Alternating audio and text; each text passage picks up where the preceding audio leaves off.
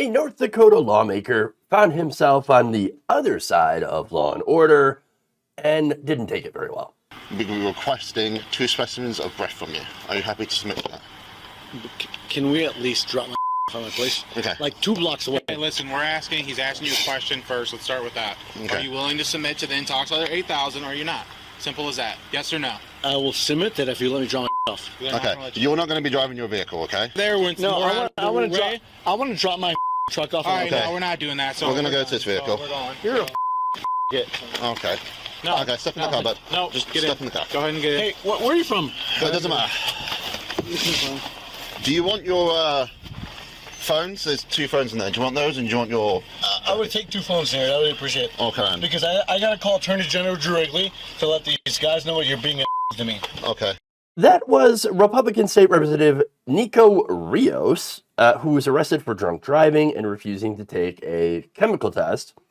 Wilson police pulled him over on December 15th for failing to stay in his lane, according to an officer's report.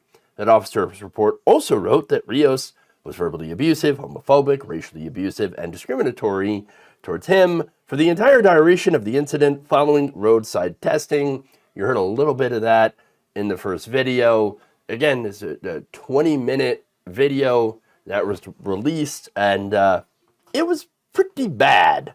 Again, he called the officer the F slur, and then pulled the, do you know who I got friends in the AG's office. I'm going to call them up. Oh, wow.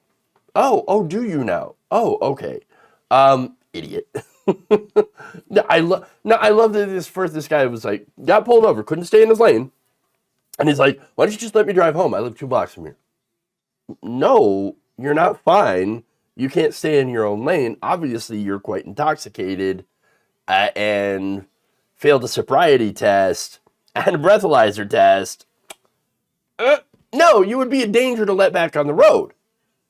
And again, I watched the whole thing, and the officers were like, look, we can't let you drive home, but we'll lock up your car for you, allow you to, get a hold of a sober person so they can take it home for you, all that stuff. If you're that worried about it, don't worry, we'll figure something out. Just, we can't have you driving your car.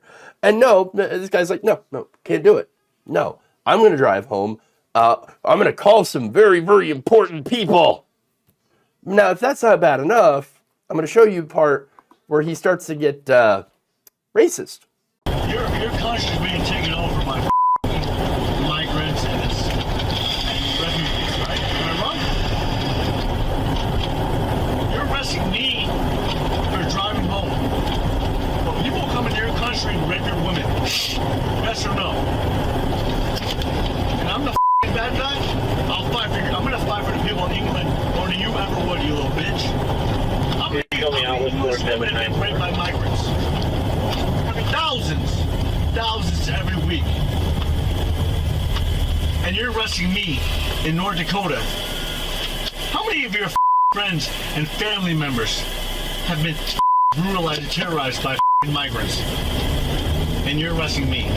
How many of your friends and family members have been brutalized and terrorized by migrants? What? Let me tell you, you Brits, you're not racist enough. Oh, but apparently Nico Rios is, of course. Look, it's not surprising. Alcohol is actually really good at revealing who you really are as a person because it gets rid of the filter. That's what it does. It lowers your inhibitions, so you are more freely able to say what's on your mind. And so Nico Rios, he's saying all this stuff because he actually believes it. That's who he is. That's why his comment afterwards, his apology, rings really hollow. He said, inebriated or my actions and words to law enforcement that night were absolutely unacceptable. Now, he didn't mention any of the content that he said, and that any of the stuff, the actual things that he said about migrants were bad. No, he never apologized for any of that. He's just deeply sorry that he got caught saying those horrible things on camera to a police officer. He is deeply racist and homophobic. Furthermore, he wrote, moving forward after this night, I feel like I have to emphasize my complete and total commitment to supporting law enforcement. Now, that's because he didn't get away with it. He didn't get away with it. And again, he went after, he kept asking this police officer with an English accent, do you love your country? Do you love your country? You're a Brit, right? You love your country. You love England? He's like, look, man, yes, I love my country. I'm an American, so American citizen, so I don't know what you're talking about. So it's just one of those things where he, is mad that he didn't get away with it, and is like, oh, shoot, I'm supposed to be the pro law and order guy, and here I am yelling at an officer and saying like racist and homophobic things. Now, North Dakota Republican Party Chairwoman Sandy Sanford addressed this in a text message that said this: "We're deeply troubled by Representative Rios' dangerous decision to drive while intoxicated." Okay, fair. And his remarks to law enforcement officers. His behavior does not represent the values of the North Dakota GOP. Except that I think it does, though. Because that's pretty much their official position on migrants. We got to keep the migrants out of North Dakota. Like, this guy is on the House Judiciary Committee, a panel that handles law enforcement legislation. So he tried unsuccessfully to use his position and his power to get out of an arrest for clearly, again, breaking the law, driving under the influence, which you shouldn't do. Are the Republicans talking about removing him, asking for his resignation? Absolutely not. They haven't made a decision. They're not even talking openly about it. Because of course, right?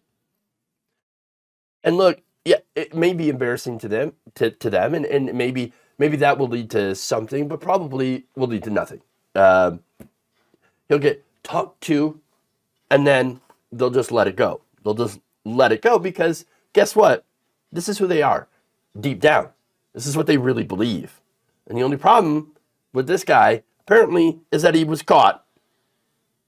And the irony is, usually, officers tend to let that, the racist stuff go because they've traditionally been as racist as they are, as this guy is. And, well, apparently not, maybe not in this case. I don't know what this officer actually believes.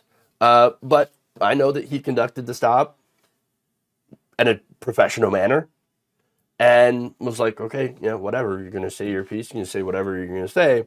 I'm not going to sit there and argue with you. So I handled it well, and we'll see what happens. And there will probably be nothing that happens.